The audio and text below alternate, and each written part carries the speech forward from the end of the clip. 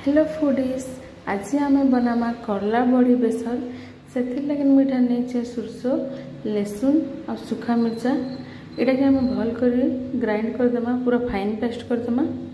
तार देखो यहाँ करला के छोट छोट कर काटिक नहीं जाए आठाने मुझे बड़ टमाटो नहीं तार मुठाने 2 चम्मच तेल देकर करला के भल कर भाजीदेमी। एंता कर भाजीदेवी देखिए पिता अंश तार कमी आसे टे भल कर भाजीदेले। तारपर आम करला भाजी हो सारा पर एठाने मुझे बड़ी नहीं जाइए बड़ी के भल कर भाजीदेमा आम।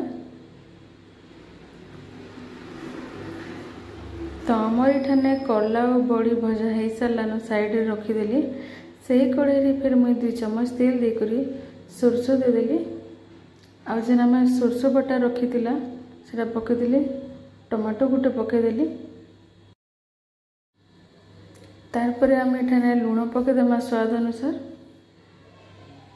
आटा कि आम भल कर कसमा। तो एठाने आम सोरस बटा कषी हो सारा पर आम करला के भाजी से पकईदेमा और टिके पानी देदेमा फुटबार लगे छाड़ीदेमा। तापर ये सीझी सारा पर आम बड़ी की भाजी को रखी सेटा के पकईदेमा। तो एठाने आम रेडी हो करला बड़ी बेसर।